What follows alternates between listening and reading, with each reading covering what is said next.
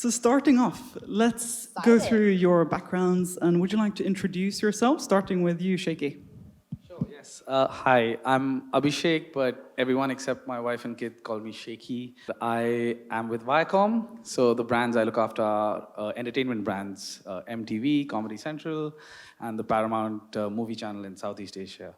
I've been here a couple of years now at Viacom, and before that, I had a long run in sports media with ESPN and Fox Sports. So. Hi everyone, I'm Bonnie. I'm the head of brand at WWF International. I'm really privileged. Part of my job is I get to work with two of the largest brands, WWF and Earth Hour, in the conservation NGO sector. I lead the brand management as well as marketing strategy for Earth Hour globally. Hello everyone, my name is Pavel Dorosevich. I'm currently a CEO in Asia Central region of Yum, KFC brand.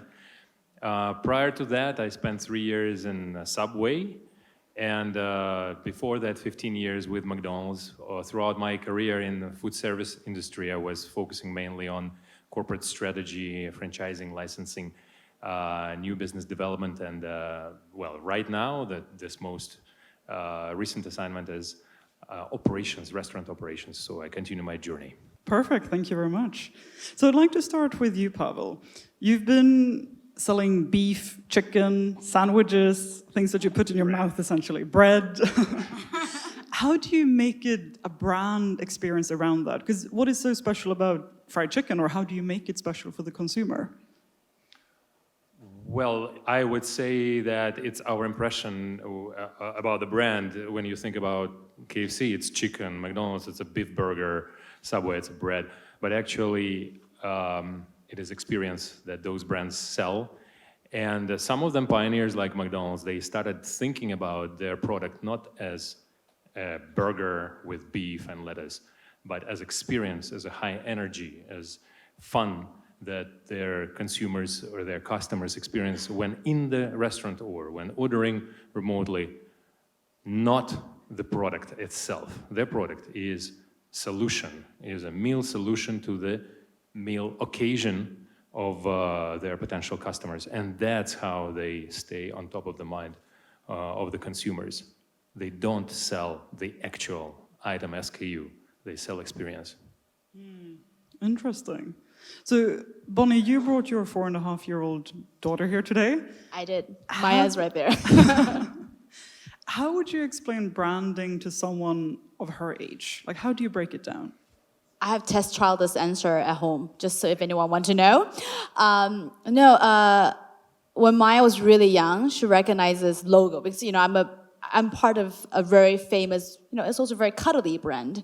It's a panda logo, it's quite a cute. You teach kids what a panda is, animal. So for a long time, she just thought, oh, mommy works with panda. I probably work in the zoo to her. And I save wildlife, animals, and so panda always associated with the word mama. And when she's a bit older, then she learned to recognize this, and I talk about the things that we do. She asked me one day, what do I do? And I said, I work with a bunch of people to make our world a little bit better, make our world a better place. And then I talk about the oceans work, the forest work in a very young, kiddish way, and that the work we do is beyond wildlife. And I think that is just like what branding is often misunderstood as a single icon and logo. What branding really is about communicating what we do, and who we are as an organization, and communicating that. And most importantly, talk about what does this company want to be remembered by? What do we want to be known for? And I think that is branding. It's about the ethos of communicating what the ethos about the company, beyond just that logo, which is so often misunderstood, just that single logo itself. So now she recognizes WWF being, even though it's a panda, she knows we do so much more than just our cuddly animal in front. So it's about the experience, it's about the ethos. What about in the case of TV? Because it's so easy for consumers to go and change channel and they just switch back and forth. What is about MTV and Comedy Central's brands that make people not switching channels? Well, we're not really making the world a better place, so we're just trying to make like fun content. I was going to say a funner place, better. Yeah, no, I'm kidding, I'm kidding. But I don't know, we just trying to make sure that either when they're watching, they're laughing, or their eyes are popping or their eyes are squinting, saying, "What?"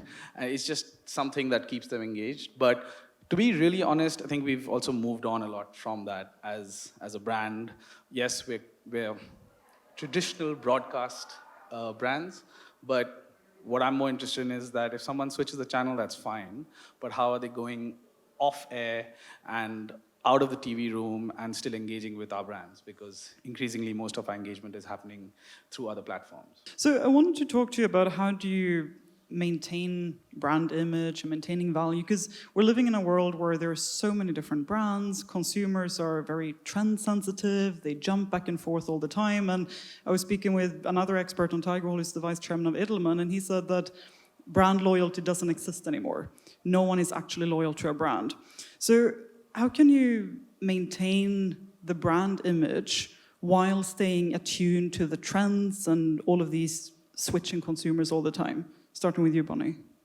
The truth is whether the brand is being truly trying to follow that trend. Actually, this is a really interesting topic because for an NGO brand, it's very difficult for us to keep on following what's trending, what's happening, because we have a very core purpose of conservation, which is oftentimes a really big thing to solve. It's a really big problem.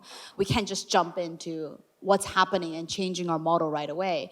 And I think, therefore, it's really important for us to stay true to always look at what's being discussed right now, what's relevant to the people. Are we looking at that? Are we truly saying, we as a brand, are we solving that issue that's relevant to people? For example, in Singapore, we look at what's relevant to Singaporeans here in terms of relevant issues. It may not be the Amazon fire burning over there, but it might be the haze that's happening on palm oil ground. So we're really looking at the relevance to people, and are we actually tackling that? So we have to go back to the audience we're driving to and the issues we're trying to solve. So it's really about, again, going back to the ethos of brand, what are we solving that problem there?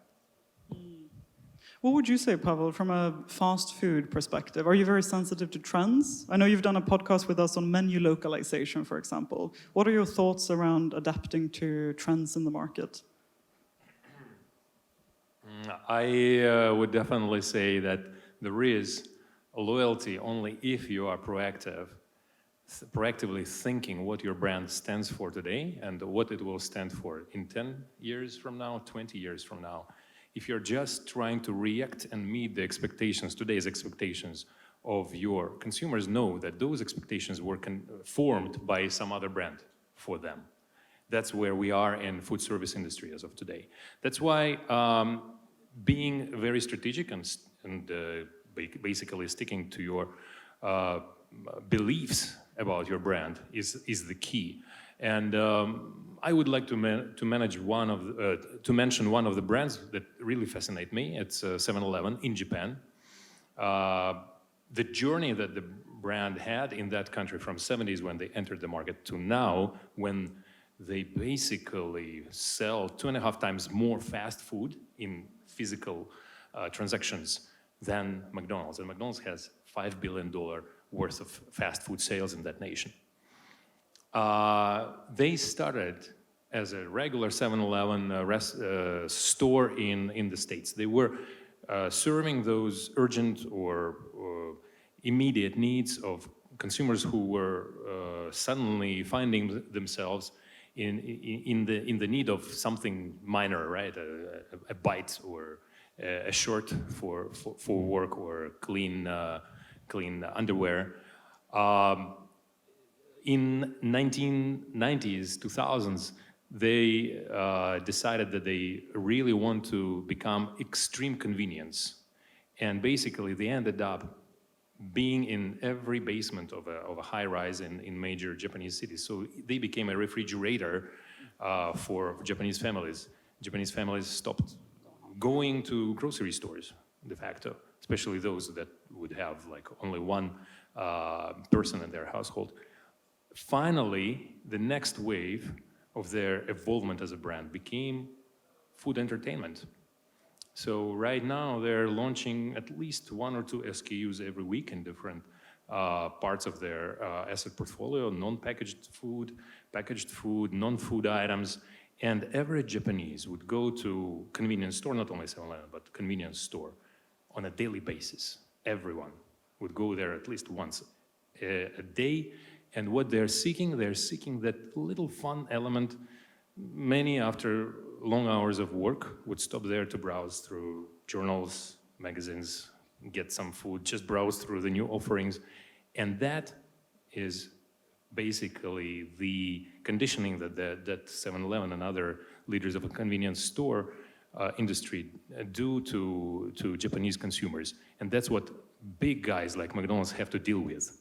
That's how McDonald's decided to drop their focus on just managing their core and go very heavily on LTOs and new product introductions. In 2018, they introduced 104 new items on their menu. It's an unbelievable thing. Just 10 years ago, nobody would think of it.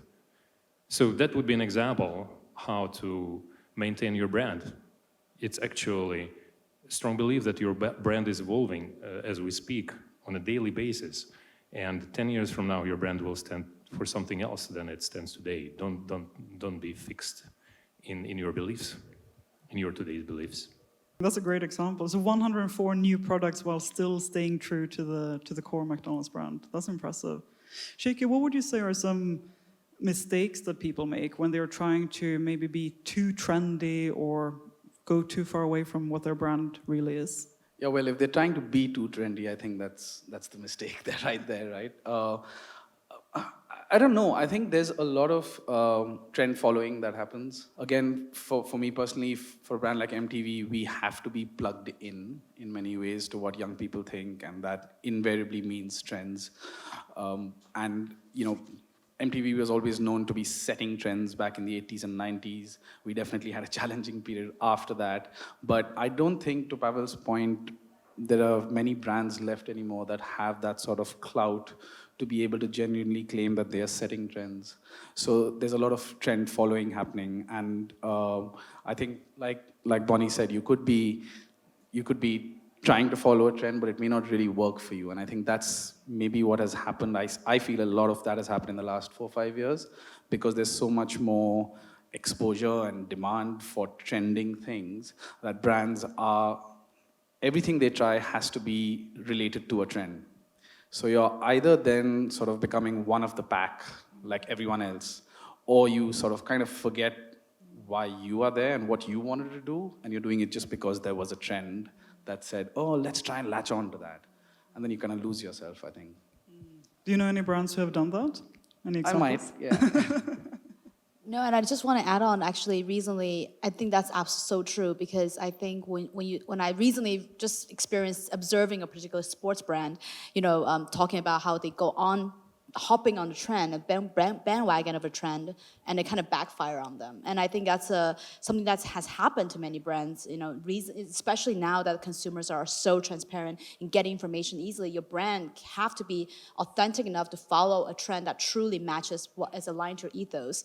And this is where, so for example, we know that women empowerment is a very topical topic in all industries, equality for women, et cetera, et cetera. And recently, I think actually last year, there was a sports brand that really hopped onto that and created a TVC that even won Cannes top ad, et cetera. And recently, just multiple articles that's been exposed them, uncovered them, saying that their policies, their business doesn't actually give equality to treat female athletes equally. And that's where it backfires on you, because you're trying to hop on the trend that you think is driving that conversation. You want to be part of that conversation, but when you look back at your business, is your business model, is your mission, is your ethos following that? Are you going to be able to take that when the transparency comes through, and are you authentic to that trend? I mean, just to add on to that, and I think what you were asking, Pavel, earlier, is that if I was to look at our own brand, I think we're lucky especially with MTV, that we're kind of known to be a brand that's always in a state of motion, right? So we are always, if we're doing something unexpected or something a bit out of whack, that's almost part of the DNA, which is kind of cool because it gives us a lot of flexibility to do all kinds of stuff and, go to places where you wouldn't normally go. But it also puts the onus on you to then constantly be dynamic and not be viewed as being static in any way. For us, this kind of an example for us, if in the last couple of years, we've started looking at esports and gaming a lot. right? And the first reaction is MTV esports. What's the connection?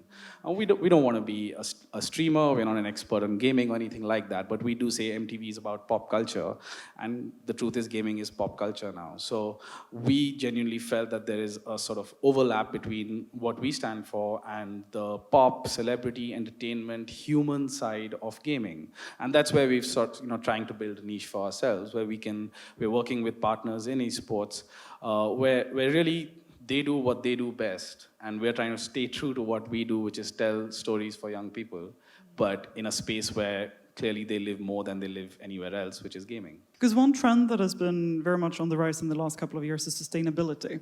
And people keep talking more and more about the environment and how do we deal with the climate change. And with you, Bonnie, at WWF, is that a trend that has helped WWF? And what do you think, what role does sustainability play in building a brand? What is the impact? Yeah. Just want to give a question to the audience. Can you all raise your hand if you feel good when you help someone? Raise your hand if you feel good when you help someone, right? When you kind of make a world a better place, right? Like, that kind of stuff. And I think that is the future of sustainability. Consumers are looking for sustainability in your business. That's it, period. It's now, and it will be the future, and it will be the norm for the future. Because just economically speaking, I mean, we are using 2.5 times the resource of the planet right now. I mean, regardless whether we are a climate denier or whether we're discussion on that, regardless of that, we are using so much resources. Economically speaking, all business will have to be, because you're all fighting for the same sort of resource. We're looking at, sustainable food, sustainable ways of production, and consumers. We like to feel good. We are people at the end of the day. We want to feel good. If I'm buying soap for my family, and I'm looking at a shelf of product soap, this particular soap is ethically, sustainably sourced, biodegradable packaging. It says that if I buy the soap, some other people in another country gets another free soap to cleaner hygiene and better life. Of course, if it's the same price, yes, I would love to support it if it's great. Well, we can put aside disclaimer, whatever, if it doesn't smell good or whatnot. But, yes, right now it's a little bit more expensive buying ethical product, but I think the future will be that this will be the norm. So sustainability being a factor in branding is that right now it's an edgy part of a brand. You can be cool to be sustainable brand, but I think the future is that all brand that's a minimum requirement. And I think then the question is, how do you build on further on that? So if you're not already planning that into your business model, looking at your branding beyond just CSR, you'll be left behind, actually. It's not even an edgy, it's just you're gonna be left behind. So I think that aspect is going to be where the future is going for sure. Very good. So all of you are working internationally and with brands that are in many different markets. And I wanted to touch a bit on localization. Pavel, when you deal with food in so many different markets, how do you localize, and what parts of the brand do you decide to localize for different markets? We start with localizing thinking. It means we must rely on local experts, those people who know the market or the region really well. Well, usually international brands who enter Asian markets, they start managing Asia out of, well, their headquarters. And I'm talking now not only the brands I worked for, but many others too.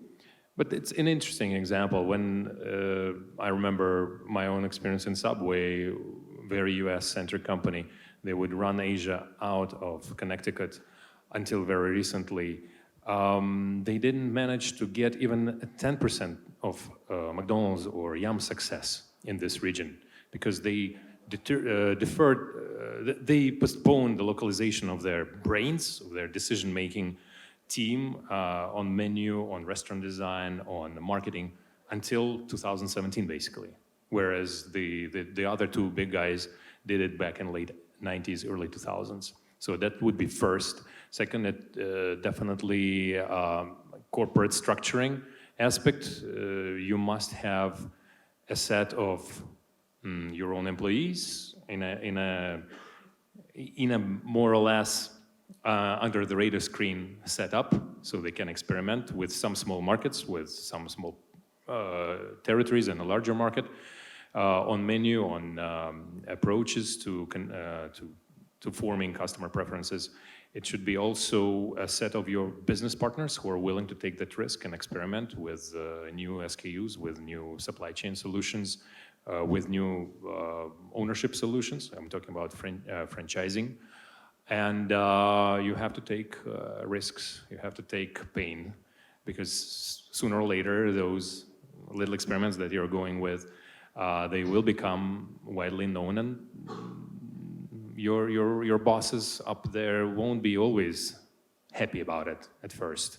So communication, internal communication is a must. You must have built I'm talking about those who work in large or international organizations. You have to invest a lot of your equity into building alliances within your organization and build support at the very top, even if the current initiative, the current localization trend or localization vector is against what the very top management of the company believes in. How does it work on the content side, Shaky? Because humor is something that can be very different across markets. So how do you work with content regionally? Yeah, very subjective. I think for both Comedy Central and MTV, there's these are clearly brands with an international sort of perception around them. So we are known and expected to provide an international brand of entertainment. So we definitely do lead with that in many ways. But I think long ago it was very clear that you can't be a one-trick pony. So I definitely won't claim that we've figured it out, but what we're always trying to do is find that balance between international, regional, and local. And I say regional because we're a regional service. We go across this Southeast Asia region, and it's one region, but it's so different, right? So I think we are always trying to find that balance between saying, here's some marquee international stuff that you know us for, international music or international stand-up or The Daily Show with Trevor Noah, right? That is, everybody knows. Fine, but we need to be able to find things that people can use as a doorway to our brand, and that invariably is locally relevant stuff. Whether that means from a content perspective, on comedy, we do a show every year called Stand Up Asia, which is only about Asian talent. And then on MTV, we do a whole lot of things. One of the interesting ones, which I find very relevant to this local, regional, international thing, is a show called Yo MTV Raps, which is about hip-hop. And hip-hop has just exploded in most parts of the world, but especially in Asia. And we found it was the right time. Now, we had a season where we had more than 40 artists, but they were from all over the continent. And it was like absolutely incredible, not just for the show, but for us as producers, to be on set and looking at this talent from so many different countries and the way they were vibing off each other and the way they were discovering each other.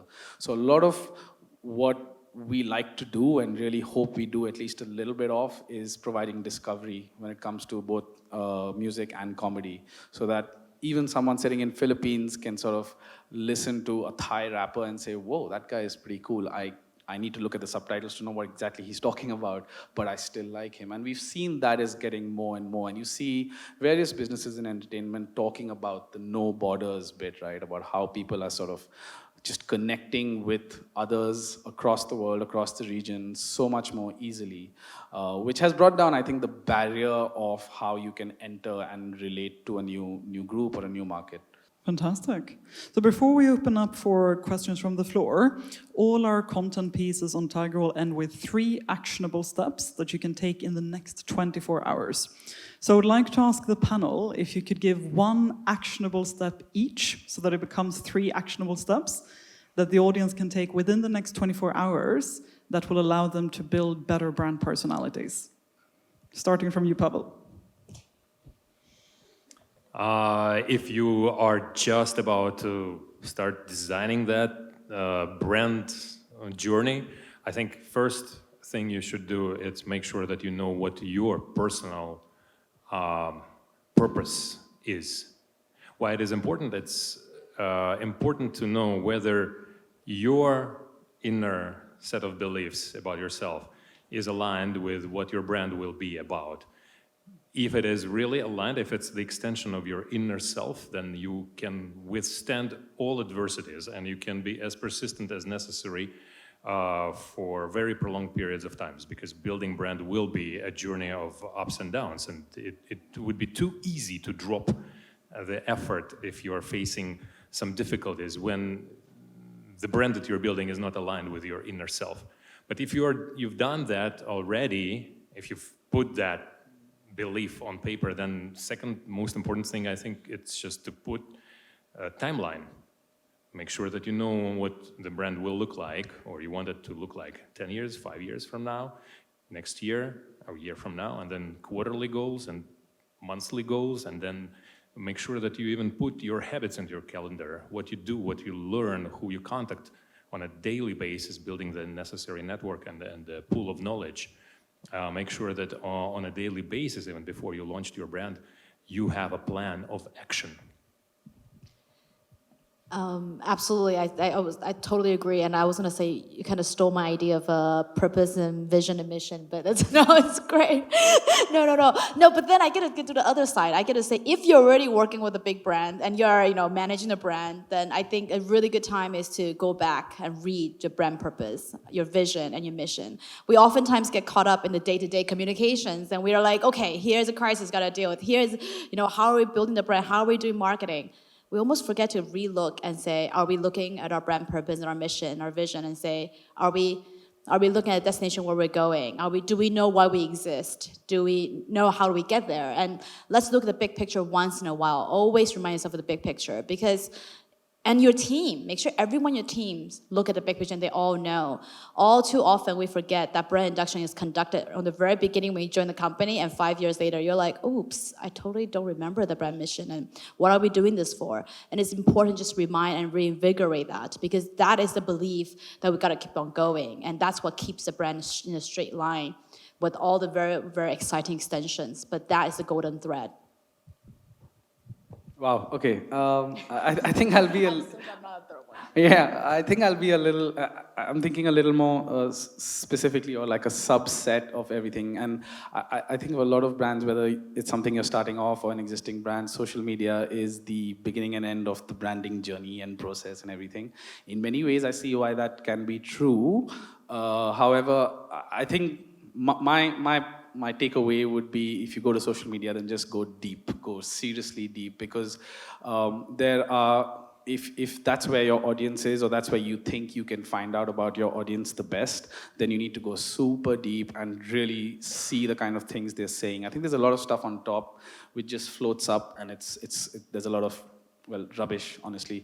And if you go down and delve, that's where you'll see the kind of stories they're saying, the kind of voice they're developing, the kind of tonality they like or don't like, and what they believe is this overused term, authentic. So I would say delve deep, deep, deep. I just realized, though, that you said in the next 24 hours, so I don't think anybody can do that in the next 24 hours. If I was to say one thing in the next 24 hours, then go back and review all the pieces of creative you've reviewed in the last 1 month, and either shrink the logo by 50% or drop the logo entirely. I don't know, I have a problem with, make the logo bigger, so. Fantastic. So everyone has a plan for the next 24 hours. So I think we've got time for 2 or 3 questions before we wrap up. Does anyone have any questions they would like to ask? I had this conversation previously about China, they using the robot to serve the customer. So when you share about the 7-Eleven, the human touch is there. So when we walk into a 7-Eleven in Japan, someone greet us, and there is a sense of human touch. So when we are so focused on the digital and technology, and how do we balance the human touch and the technology? Let me answer with an example from another brand, McDonald's, what they're doing currently across the globe. With the digital muscle of so easily available now, especially with their deep pockets, they're automating the back of house, which is kitchen, and their storage area and their supply chain, so they can reuse that very expensive labor on the front end. And if you noticed, across many markets, including Singapore, they're now introducing hosts, those ladies usually, who greet people coming in and help them finding place, help them with getting their order. They're introducing table service when the customer basically follows the routine of a fast casual. They order and then they wait for their order to be delivered by a human to their table. So it is how I think the human touch is now a lot more focused. It's defined to a large extent how expensive labor is in this or that market, and in the markets with a lot more expensive labor, you will see automation happening on the back of the house where there is no direct interaction with the customers, and a lot more customer relationship muscle and well-trained people getting utilized on the front end. Please let me know if it answers your question.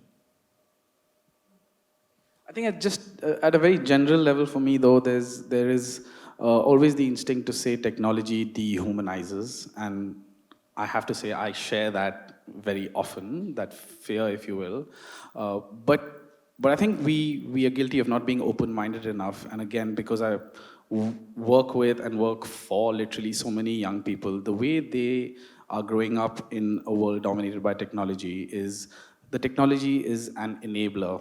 It's what enables human interaction, and while we see it as something that's stifling human interaction. And I think that's really important, is to keep looking at what technology is doing and be open-minded about it, but also to see how can you use it to actually foster connections rather than make it, oh, this is AI and it's cold and unfeeling.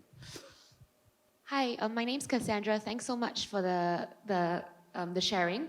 I think I'm very curious because, well, one of you is CEO and the other one is brand, and you do a lot of content. I guess the question is, when it comes to working with your companies, how do you push them to think longer term about a brand positioning? So for example, you talked about how a meal is about occasions of I think you mentioned the word energy in every bite and occasion. How do you get your companies to think of the longer term and solving bigger problems versus thinking about how you solve, say, making the chicken fresher, or if it was WWF, how you tell everyone, here are top 5 tips for recycling versus the bigger agenda. I think as I work in a tech company, so it's always about the immediate performance versus what bigger problem you're solving. So I think it's that tension that I'm very curious about. It's absolutely true. I face that all the time. Internal communication is so important. I mean, in a large organization that WWF is, we are in about 90 countries, and we are the world's largest conservation organization. We are in the business of conservation.